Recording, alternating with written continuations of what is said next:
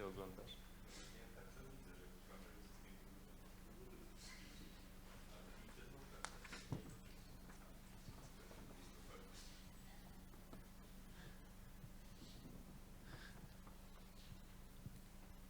Hey, good morning.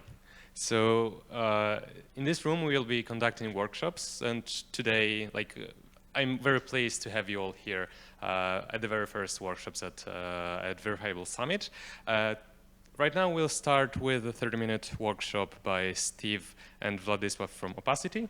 It will be about dissecting everyday zkTLS, isn't it? Right, so please welcome, guys, and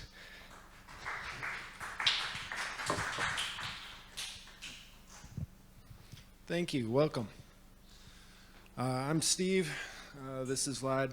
We're here from Opacity Labs, and we're going to talk about some of the nuts and bolts, the inner workings of Opacity and zkTLS in general.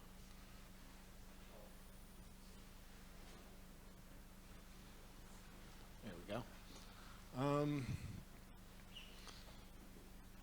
So yeah, it's a complicated process, bringing verified data from Web 2, or verifying data from Web 2 to bring it to Web 3.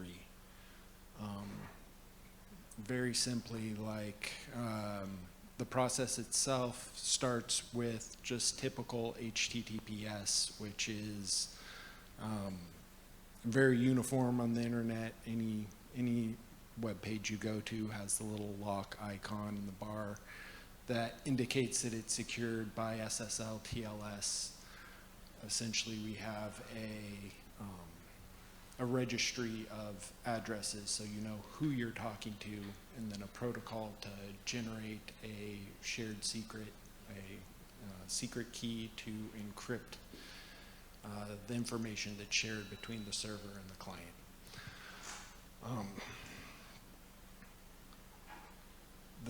The tech we're working with uses that shared secret key, the encrypted message that comes back from the server, and we digitally sign that. We have a notary who never actually sees plain text data. They only see the SSL encrypted data. They can sign that and say, yes, this data came from this server. And that's what gives it its verifiability. The client then has both the plain text and the signed encrypted data, so you can use that to generate proofs and use that as verified data. We are certainly standing on the shoulders of giants. TLS notary has been a concept that's been, people have been working on it for about 10 years now. Ethereum Foundation has done a lot of great work there. Highly suggest Henrik from the EF is talking on the main stage after this workshop. Highly suggest checking that out. He will get much more into the details of how TLS notary itself works. A lot of great work there that we depend on. We at Opacity Labs, we see that there's a problem. There's no real source for verified data, right? Since it's symmetric encryption that's used between server and client, it's very good for that communication, right? We can trust that the data that we're getting from the server is true when it comes to us. But if we want to share that data to a third party, it's not signed. Either party in that can generate data, that's encrypted by that key. So what we do to, like I said earlier, we're having a third party, we're having a notary sign that encrypted data so that we can verify the origin.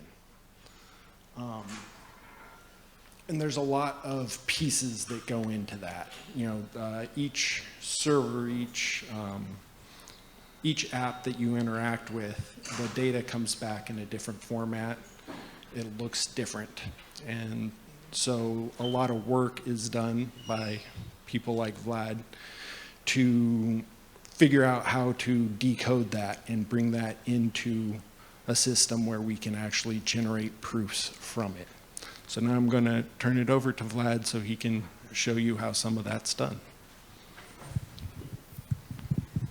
Hey everyone. Basically, to extract all the data from the internet, you need to actually get the request that's being sent to the server to actually retrieve the response and then get it notarized.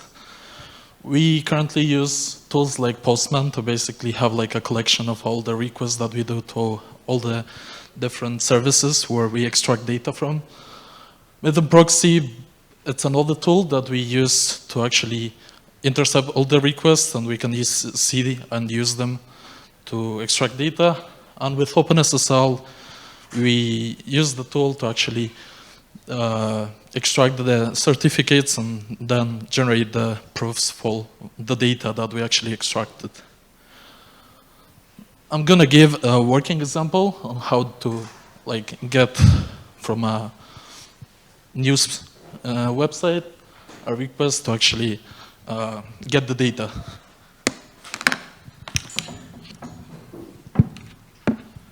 So basically, if we go to, let's say, New York Times.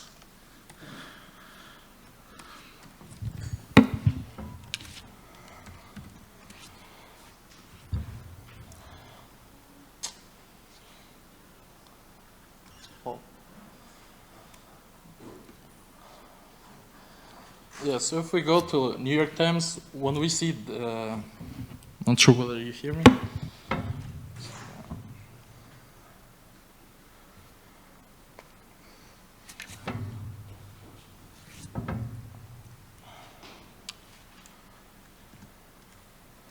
Yeah, so if we go to New York Times, when we see a page, the browser is doing requests on the background to actually fetch the data that we see on the website. And to actually see, for example, a request to get the HTML, we can go to the inspector on a network tab. And actually, we can extract the HTML that we later can use to actually generate a proof on this data. Let's see what it charges.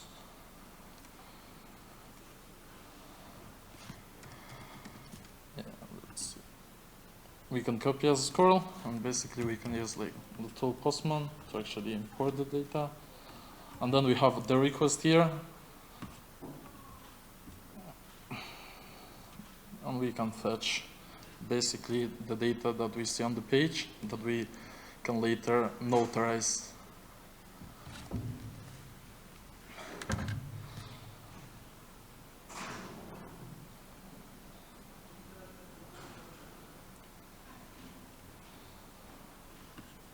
Oh, the internet is slow here, so give me some minutes.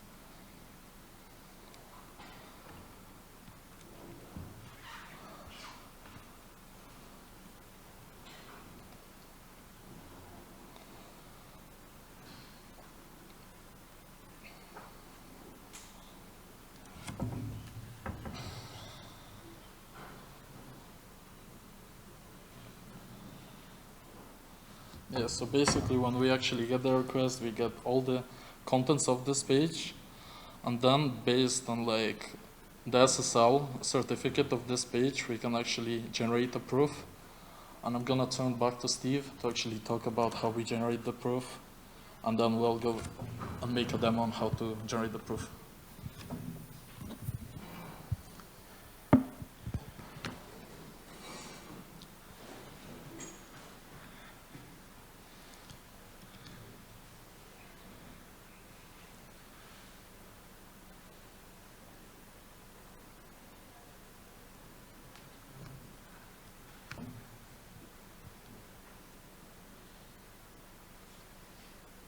Okay. So, yeah, the next step, we've got, Vlad has done his difficult work to figure out what that data is coming in. Once we have the data, I guess we got to step back. Before we get the data, we need to generate a AES encryption key with the server to exchange the data.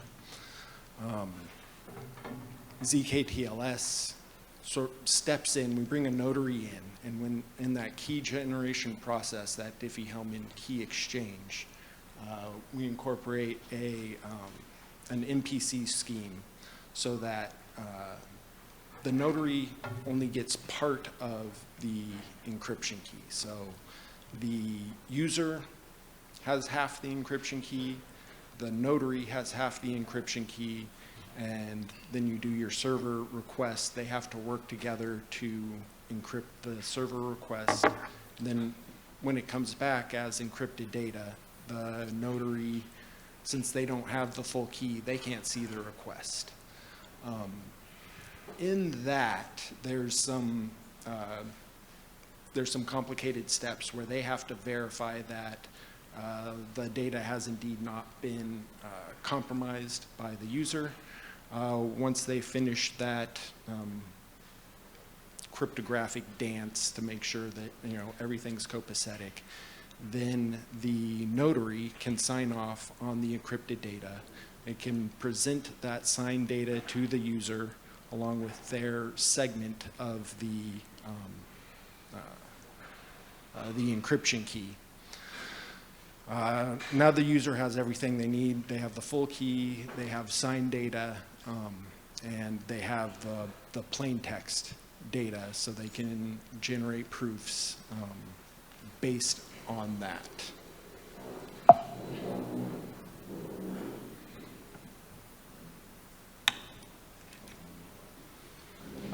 And so I will turn it back over to Vlad. He'll show you from the TLS Notary team at EF one of their repos that'll allow us to sort of step through the TLS Notary process that shows exactly how that works on the data that you just saw him pull from New York Times.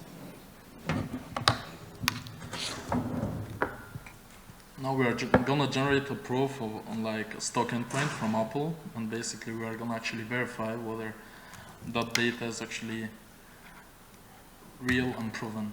We're just gonna run a TLS notary on an Apple endpoint to actually retrieve stock data.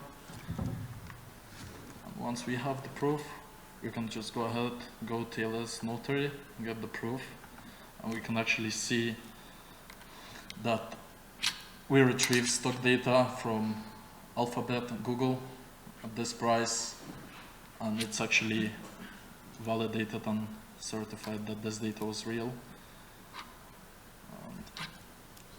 That's it.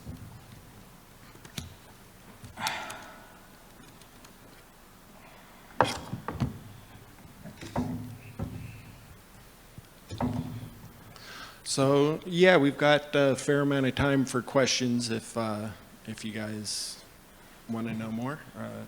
Anything in particular?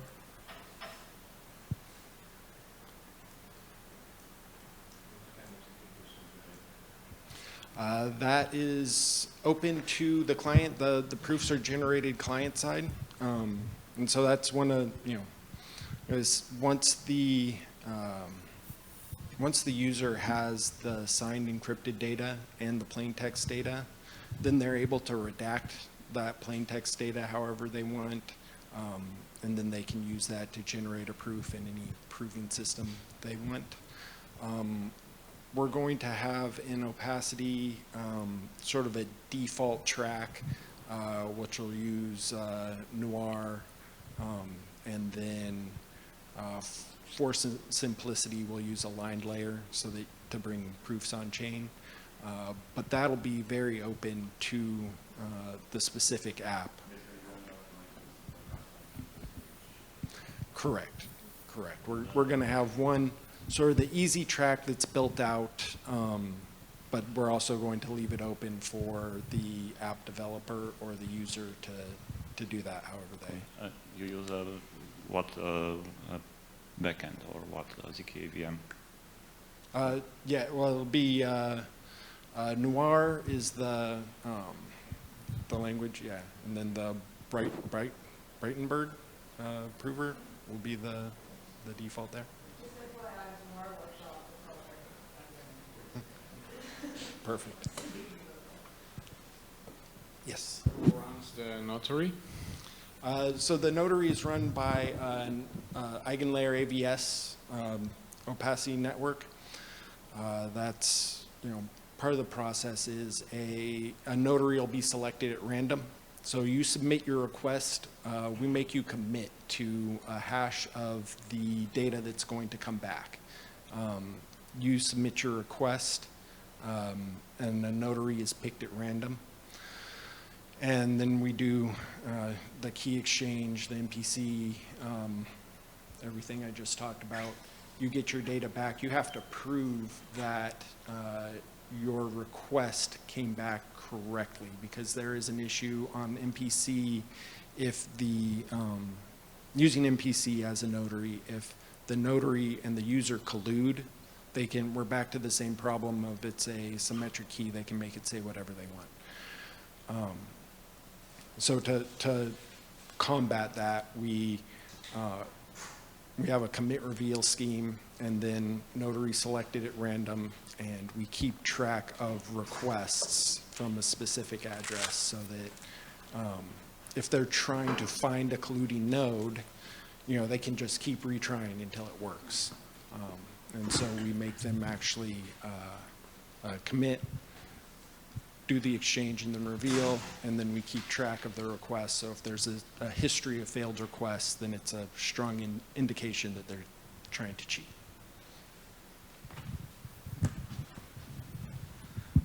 How expensive is it to verify the proof on L1, for example, in EVM? Did you try to do it?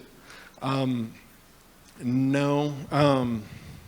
That's why we're looking at aligned layer as sort of the default solution to bring proofs on chain. Is there's going to be a gas savings there. I believe that's like a 200,000 gas. But yeah, for bringing a single proof on chain, there's a lot of variables there to go into what the gas cost is on that. How big are the proofs? I can't tell you. Yeah.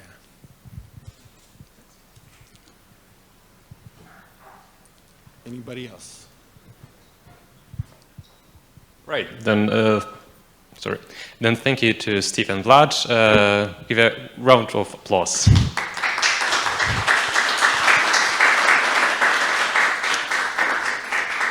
Thank you, guys, and let's meet in like 10 minutes. We are starting at 11 with the next workshop by Damian.